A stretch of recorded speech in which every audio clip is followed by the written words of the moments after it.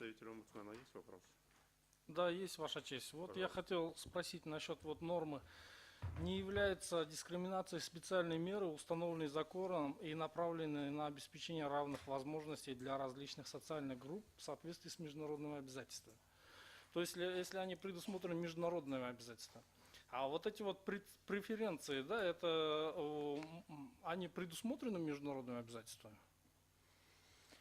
Они предусмотрены или не предусмотрены. Я хотел бы вам разъяснить, почему законодатель ввел такие преференции. Ранее, в ранее действующей редакции закона об адвокатуре перечень был шире. Сотрудники, вот, в частности, сотрудники прокуратуры, они были включены в полном объеме, не только следственные подразделения. Юрист, имеющий пятилетний стаж, я считаю, он готов представлять интересы лиц и, так сказать, осуществлять адвокатскую деятельность без сдачи квалификационного экзамена. Именно вопрос идет о стаже.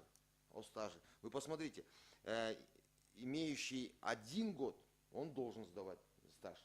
А имеющий пятилетний стаж, то есть 5 лет, это более чем, так сказать, уровень выше, чем квалификационный экзамен.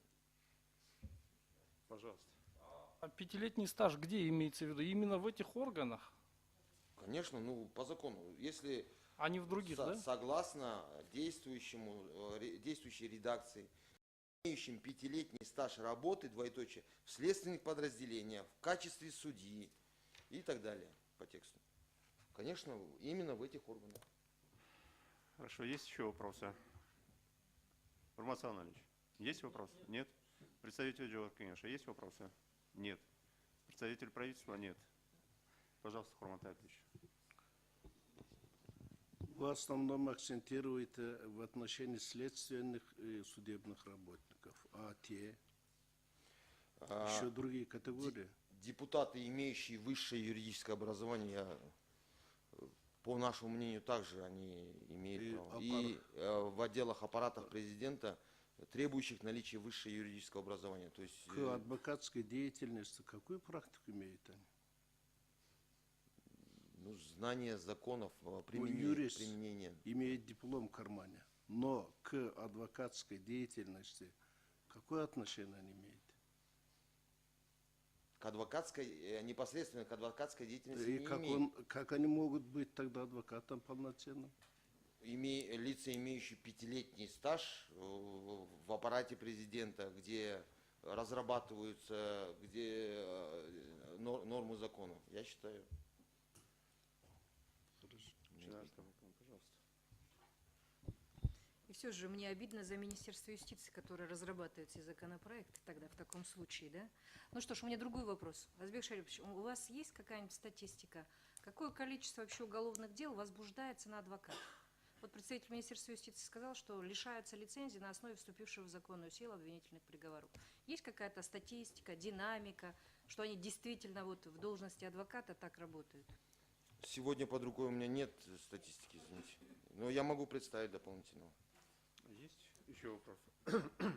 Нету, да? У меня вопрос, Азбек Шарипович. Вы сказали, что оспариваемая норма не нарушает принцип равенства. Но различия, имеющиеся в этом законе, или различия в правовом регулировании в части выдачи лицензии, она, по вашему мнению, не приводит к нарушению принципа равенства всех перед законом? Выдача лицензии, она происходит по моему разумению, одинаково. Нет, единственное... Различия в правовом регулировании в части выдачи лицензии не приводит ли к нарушению принципа равенства всех перед законом? По нашему мнению, нет. Почему? Не приводит. Одна категория лиц сдают экзамены, вторая категория лиц получают лицензию без сдачи экзаменов. То есть различия в правовом регулировании здесь очевидно, да? Как я остановился, здесь весь вопрос идет о стаже. То есть не о стаже. Нет, в законе четко написано. имеющий пятилетний стаж.